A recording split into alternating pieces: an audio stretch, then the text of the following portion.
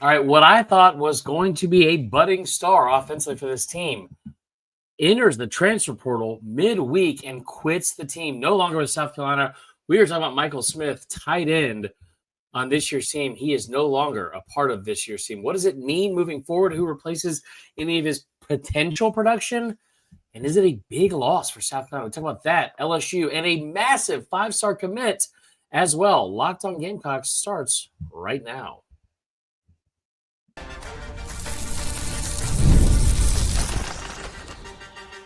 You are Locked On Gamecocks, your daily podcast on the South Carolina Gamecocks, part of the Locked On Podcast Network, your team every day.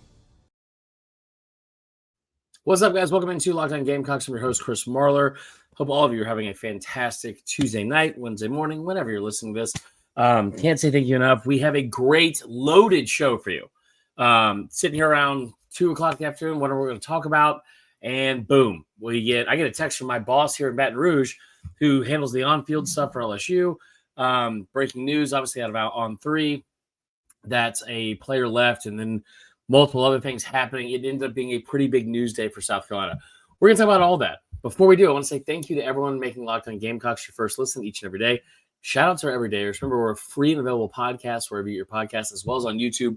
Part of the Locked On Podcast Network, your team every day. Today's episode brought to you by our friends at Game Time. Download the Game Time app, create an account, and use the code LOCKEDONCollege for $20 off your first purchase. Why is $20 off a big deal? I'm going to tell you, because the tickets aren't that much more expensive if you're just trying to get into the stadium this Saturday. We'll talk about that a little bit later. Let's get to the news that was very surprising, to say the least, right off the bat. And that is that sophomore tight end Michael Smith has decided to enter the transfer portal and is no longer with the team. This is not something that's new. It is, if we're being honest, it's something I forgot about it being a thing in college football. Now, I shouldn't have. It's my job to talk about it. But we're still in this new infancy and era of NIL and transfer portal. More importantly, the NCAA saying, listen, if you play 4 games and that's it, you can still redshirt and you can get an extra year. And you're seeing it more and more where a player will redshirt after his 4 games. If he didn't play enough, or if he's at a G5 school, he played really well and wants to get a big, an extra year and hopefully a big payday. We've seen it happen. We saw it happen last year with South Carolina when Bangley Kamara, the linebacker, decided to leave. Little bit different scenario then, because when he left, it was very much a feeling that, okay, like we're going to be fine. We're going to be fine at linebacker. And you get the feeling you're going to be fine now too, especially from the production or lack thereof of what you haven't seen from Michael Smith so far. But it's still a guy that I thought would be really, really good in this offense. I expected big things out of him. Physically, he's different than most of the people on your team. He's only went over 6'6" at the tight end position. I think he's your tallest pass catcher that you have. 6'6", 245, I think is what he's listed at on the roster. Let me double check that. 6'6", 248 from Calvary Day School in Savannah, Georgia. And, I thought, especially with Josh Simon leaving, a little bit different body type, because I think Simon was a little bit short. He was 6'3" or 6'4". But you're talking about a kid that I thought was poised for a breakout year. And maybe the writing was on the wall a little bit earlier and we didn't realize it as much. You knew you had Mike Tyler, the 3-star commit from Hammond, local kid, great program. Shout out Skyhawks. But a kid that was committed to LSU ends up decommitting, coming to South Carolina. Didn't think he was going to necessarily, push him for playing time. Mo Brown being so heavily involved, it seems like more consistently in with a playing time standpoint, that was a little bit surprising. It maybe, again, it shouldn't have been. But bringing in, I see the writing on the wall. Maybe we should have seen this coming, because you brought in Brady Hunt from Ball State. You brought in Jordan Dingle from Kentucky. Kentucky, the one that came, or Dingle, the one that came in from Kentucky this past offseason. I look at that and I'm thinking, okay, maybe the reps just weren't there. And the production, or like I said, lack thereof, would lead you to believe that's true. On the season, 2 receptions for 20 yards. Last year, I think he had 10 catches for 106 yards and 1 touchdown.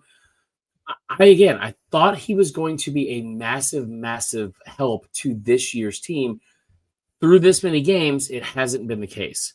Now, I don't know if it's something. I don't know any. I'm not going to speculate on anything that happened. I will tell you this: the Bengley Kamar situation was different because it was like, that was a kid that you didn't dislike. He had been all over the place. He'd been at a ton of different places.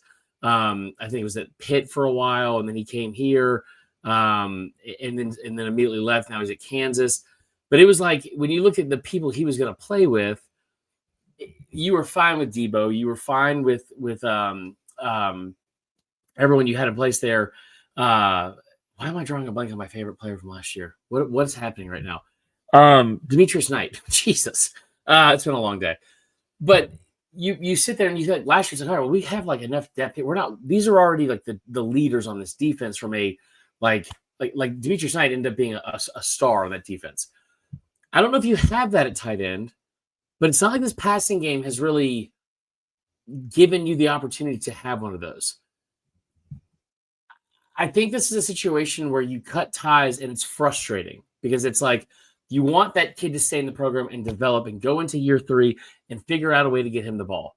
At the same time, you also want to look at this kid, and in this day and age of college football, there's money to be made, but not everyone's going to go pro. And maybe this kid still is, but I don't know if he's going to get that opportunity here in this offense, and maybe that's what he thought. Either way, I think we could all agree that two things can be true at the same time. You want him to go have success wherever he is, unless it's Clemson. You want him to go be successful wherever he goes. That's fine. Do what's best for you, young man. Like, thank you for your time and the effort you gave to the program while you were here, but best of luck. Shake hands. See you later. The other part, and this is where the two things can be true at the same time, is it still sucks. It still sucks to have someone quit on their team in the middle of the season. I'll let you into a little secret that I've talked about on the show before. I think I did it last year with Bengley Kamara. I did that. My junior year of college, I got so mad because I was an idiot 20-year-old that was upset in a moment about something and then too prideful to come back on it. To this day, the biggest mistake I feel like I've ever made. To this day. Including my haircut, which is not great. But I mean, this is a little bit different because he's going to go find another opportunity. I will still tell you, this happening in the middle of a season just sucks. It just sucks. It doesn't sit super well. And me of all people, I definitely understand it. I can see both sides of it, but it just sucks. It just sucks. But this is the new era of college football. And here's the thing, the speculation stuff, where you don't know what it could be. Remember, we're entering October. I talked to Darren Usher about this last year, and I don't know if any of this is happening now, but I do know, I remember last year him saying, I said, when did you guys start talking to Lenoris and Dylan Stewart about trying to renegotiate their contracts for the upcoming year? And he said, in the first bye week. That's when we really started trying to reevaluate and starting to work on the retention, stuff like that. Maybe it was something along those lines. Maybe it was something where he didn't feel like he was getting enough touches, or he wasn't going to be able to increase his value, or didn't like his current value that he had. And I mean that monetarily, not like just within the four walls of the program. But either way, like I said, I think we can all agree it sucks. It just sucks. Because it's one of those situations where it's like, man, like it's so hard to keep somebody at the same place for 4 years. The portal could be great for a lot of places. It's been great for South Carolina, the people they brought in. But losing a kid like this, a 6'6", 248-pound player that I thought would be a difference maker in the red zone especially, that blows. I mean, that sucks. So, like we said, wish you the best of luck, man. Hope you find, a different program that suits your tools better, or that you can flourish in, or whatever. But for South Carolina's standpoint, you got to figure out a way to, I wouldn't even say pick up the pieces because that's way too dramatic for the situation. Again, this is not a shot at Michael Smith. It's just the reality of the production. He was 11th on the team in receiving yards or receptions. He only had 2 all season. 2 for 20 yards. Mo Brown, obviously, number 44, he had 2 for 24. The only thing that's going to be very different moving forward that I would tell you I thought was a little bit interesting, Michael Smith was number 4 on the roster.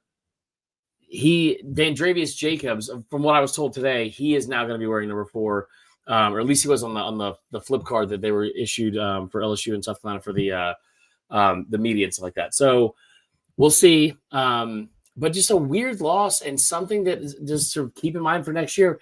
This is now the new norm, and it's great that it's not happening in droves, because that hopefully won't be the next part. But it is something that's happened for a second consecutive year here at South Carolina.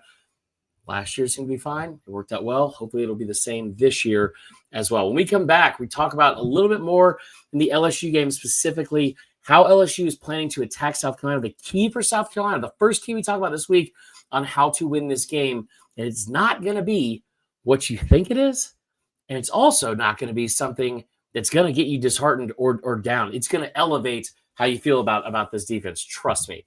And I already gave away part of it. Great job, Chris. Perfect segue. Locked On Gamecocks continues right after this.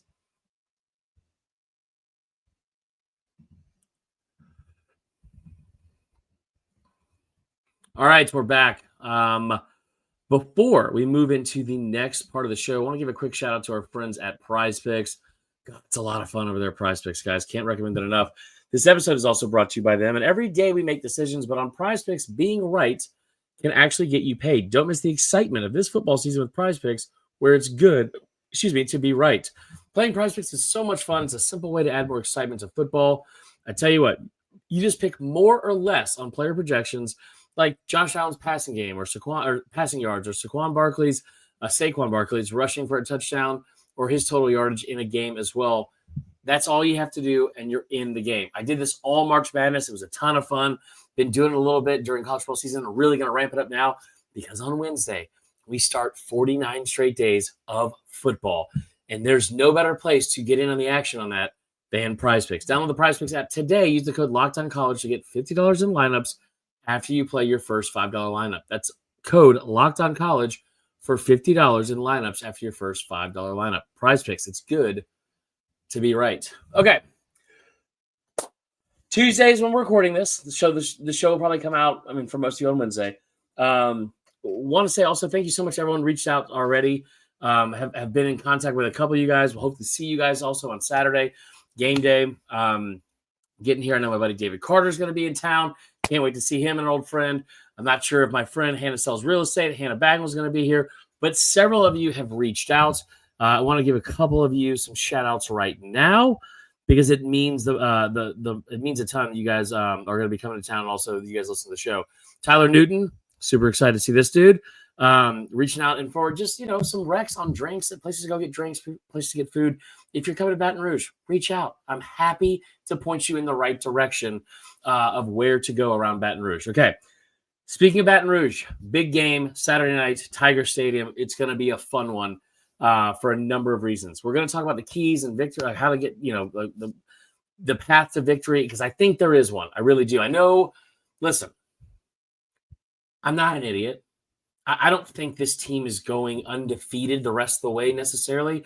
Everyone knows the gauntlet. It's blown up on social media because apparently the entire country just realized, hey, South Carolina apparently plays a pretty tough schedule.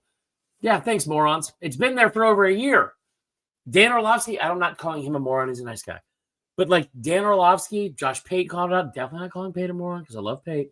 But all these people pointing out what we've known and everyone has seen for a long time. It's funny, but it's also like, yeah, man, welcome to the party. The next 5 games are all against top 15 opponents. Yeah, welcome to the party. They're one of 3 teams that play a ranked opponent in each week over the next 4 weeks in the SEC alone. So, but again, no one's going to feel sorry for South Carolina, and South Carolina's not going to feel sorry for themselves. As I said this on day 1 when I took over this podcast, the schedule is the schedule. And you're not going to back down from any of those fights. This Saturday, there's a fight coming. And I can't wait because I was talking with some of the players over at LSU earlier tonight, just kind of getting their assessment on stuff with Lenore Sellers, what they're planning on doing, trying to stop Lenore Sellers, what they're focusing on. Some of the things that were said were surprising. Some of the things they said were revealing, in my opinion. And nothing crazy. And I'm not going behind the scenes and revealing secrets. But Braylon Moore, the center, for LSU, great dude. just a phenomenal young man. He brought up, I asked him, I said, listen, you're not going to be necessarily one-on-one with Dylan Stewart a lot as the center, but the edge rushers for South Carolina specifically have been arguably the best position unit on the field for South Carolina so far this season. What do you think you have to do to be prepared for that? What are you guys working on as a unit to make sure you're able to try and figure out a way to negate that, them getting upfield? His answer was he thought the whole defensive line is the best unit on the field for them, including the linebackers, including the what do you call it, the secondary, all that kind of stuff. But he thinks the best unit on this team. And he might be right.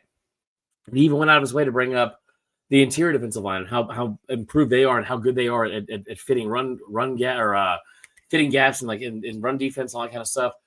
All those things are true. But what he said after that, which was surprising, was they talk about the bye week. LSU's coming off a bye. So is South Carolina. The self-evaluation, self-scouting that happens in the bye week. We talked about that, a couple times on some of the past couple shows. Self-eval, self-scouting. What are our tendencies? What are some things we need to change up? How can we get better? What are we lacking? What are we good at? What's our identity? Let's look at ourselves in the mirror and figure it out. One of the things he said was, and they're banged up, was they know they have to get better at running the football. They know that they had a meeting. They know that they had to get better at this in the effort they had against Ole Miss. They kept bringing up Ole Miss more than anything. And believe me, the run game has been bad in every game. But they kept bringing up the fact that they couldn't run the ball against Ole Miss. And they had a meeting with the tight ends, offensive line, and the running backs and said, we have to fix this. We have to go out there and make it a point to be able to establish the run for this offense to be successful. And that starts on Saturday. So if you're going to go run the football, if your answer to beating South Carolina is we're going to run the football, okay, that makes me feel a lot better than having to figure out ways to cover the 6 receivers they have that run sub 4.4s. And that's a real stat. I'm not being hyperbolic or exaggerative. I know I can be, but not in this moment. And I know that there's going to be some South Carolina fans that are looking at this and saying, well, we couldn't stop Ahmad Hardy. Yeah, man, Ahmad Hardy might be the best back in the country. He's definitely the best back in the SEC.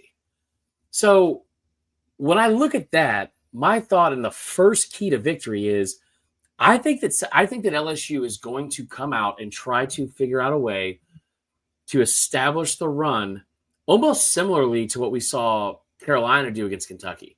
Maybe not as drastically. Remember, this is an offense that over the past couple of years under Joe Sloan has been about 60% versus 40% in terms of pass-run ratio offensively in their play calling. I think that they're going to try and figure out how, or put a real effort and consistent and persistent and intentional effort at figuring out how to run the football. And I think that part of them thinks that that's what we have to do to be successful to win. I think the other part of them thinks that's what Missouri did and ran it all over the South Carolina defense. And I think the third part of them is a little bit of the pride from Brian Kelly's standpoint, which is, we have to run the football. We have to go prove it to ourselves and blah, blah, blah. And he's tired of hearing the outside noise about it. I believe all three of those things to be true. I'm not sure the percentage that make up the effort or the intent to actually run it, but I think that is all three of those things are true. If that's the case, the best way to figure out how to stop them is come out and figure out a way to stack the box and make Nussmeier beat you with his arm. And his arm is really good when he's healthy. He has not been 100% healthy this year. So South Carolina is going to figure out a way. They're going to need to figure out a way to stop the run. We saw them get significantly better at not having a bunch of missed tackles last week against Kentucky. That's going to have to continue. So coming into this game, the very first key, and if I would have read this from some other day, I would have, that is stupid. That is stupid. And it may end up being stupid. But from what I gathered today, sitting in the LSU athletic room with their other players and talking to them, all great stuff. And listen, they are fully aware of how good the South Carolina team is. And they're not taking South Carolina lightly at all. But I got the feeling, and this is just me from what I gathered, that running the football is at the utmost importance to this unit and to this team in developing and figuring out their identity. They're really good defensively. They're really good on special teams. and they have the tools to be really good offensively. They just haven't figured it out yet. So if South Carolina is going to win this game, I think the first thing they have to do is figure out a way to stop the run. We say this all the time. You cannot win in this league if you're one-dimensional. Through 5 games so far, LSU is one-dimensional. They are one-dimensional offensively. Now, thank God, they've got one of the best defenses in the country, and they've got dudes everywhere on defense. The offensive line is going to have a big day on Saturday. But where I start in terms of a game plan and figure out the most important thing on how to win this on Saturday, it's defensively stopping the run. All right, that is all for the LSU prep today. We have one more segment. I'm pretty excited to talk about it. It's a little bit off the wall.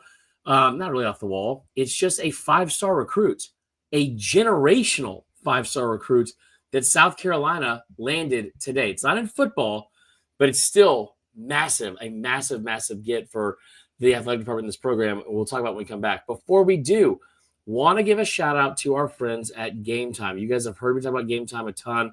I love Game Time. I love using it. I get up-to-the-minute updates throughout the week right now, going over some of the latest on their tickets, and we'll get into that here in a second. But listen, college football is back, and I couldn't be more excited. The tailgates, the rivalries, the energy in the stands, there's nothing like it. You guys know it, and I know it. There's just nothing like it. And right now, the best place to get tickets and get in to see your favorite team or favorite event is with Game Time, the app that gives the advantage back to the fans. It's the easiest way to score last-minute tickets at the best prices with no surprise fees. What you see is what you pay. I'm looking at it right now. And I'm looking at some of these prices. $46 cheapest get-in price. Upper Deck. You'll be right next to me. I'll be up in the press box. You'll be right there. Or if you want to go on the opposite side, and the sun will be down at this point for the South Carolina LSU game. It won't be sitting there baking in the sun all day because it's a hot heat down here. They're $50 for the Upper Deck. If you want to go lower bowl, I'm seeing $113 right now this instant. And with Game Time, those prices almost always go down as you get closer to the game.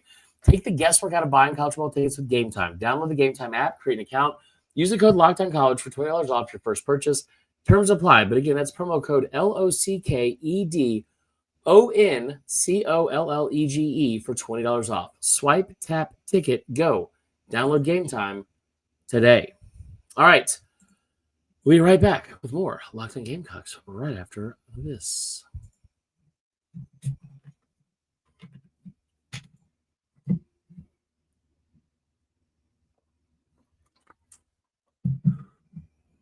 All right. Massive day today. And it was not with football. And this is something that I would not usually talk about. I feel like in football season, I was kind of shocked. But it does get me very excited for a number of reasons. And that is this. South Carolina landed a 5-star recruit today. And we've seen them do that in football. We've seen them do it in women's basketball. I'm assuming we've seen them do it in basketball. I grew up in the time where a ton of elite recruits would go to South Carolina for baseball. They landed a 5-star recruit for softball today named Aspen Boulware. And if you are getting ready to tune out because you don't care about softball, it's still 4 months away from the season, tune back in. Tune the F back in right now because this is not just some good recruit they got. The description of who this person is massive. 5-star shortstop, Aspen Boulware. Phenomenal name. There's no way to not be successful with a name like Aspen Boulware. I'm reading this from the On3 site, Gamecock Central. They do a great job. Make sure you check them out. You've heard the phrase man among boys. Aspen Boulware is a woman among girls on the field. As one high school coaching source put it, if Boulware plays shortstop, which she does, she's the best shortstop in South Carolina. If she played in the outfield, she did for the Team USA at the World Cup last week. She'd be the best outfielder in South Carolina. If she played catcher or pitcher, she did early in her career, you get the point. She would be the best there as well. She is the number 1 overall player in the country for the 2027 class, and she committed to South Carolina today. So you're not going to get her on the field until next year. But you talk about how big of a job Ashley Chastain Woodard has done in her first season getting them to the Super Regionals. You're one inning away from probably advancing to the College World Series. You end up losing to UCLA. And that's still, that still sucks. But here's the thing. Aspen Boulware signing with this team, I'm not even going to pretend to tell you that I know off the top of my head who the top softball classes are in the country, especially for 2027. But landing the number 1 overall player, that's pretty big. That's pretty big. And a generational talent like that, this is a girl that went to the women's softball World Cup finals last week and played for the WBSC U18 team. She made the all-world team, hitting .588 in 6 games with 2 home runs and an OPS of 1.926, 1926. What are we talking about right now? That's insane. So it's pretty impressive. She is from the state of South Carolina, I believe. I'll double check to be on the safe side. But that is a huge, huge get from Ashley Chastain Woodard, and that is a program defining thing. She plays at Gray Academy in Columbia, South Carolina. Now, I lived in Columbia for a long time. I'd never heard of Gray Academy. Either way, you look at the rankings, whatever. Number 1 in the nation, number 1 in her position, number 1 in South Carolina. She is a 5-star recruit and ranked a 99 overall. Bravo. So that is all for today's show. It's a massive, massive job from Aspen or from the softball team and being able. I mean, how quickly they turn this thing around, man. That's just awesome. Awesome. When we come back tomorrow, we will have more from the LSU preview. We're going to get more into the ins and outs of South Carolina, what they need to do, and talk a little bit less about some of the behind-the-scenes stuff from LSU. And then we're going to change up this week a little bit. I noticed we've been putting Mike Bratton on Fridays. I love Mike. I have so much fun doing his show on Monday at 2 or 3 every week. We do a live show with him. Then we bring him back on our show on Friday, but it's usually mid-afternoon. It's kind of a little bit late in the day. We're going to try to get that out a little bit earlier on Friday morning this week. So we'll have some content every single day coming. I took off the bye week, admittedly, but we're back, guys. We're back. And I'm so glad that y'all are back with me. I hope all of you have a great rest of your night or start to your day and everything in between. Until then, go Cox.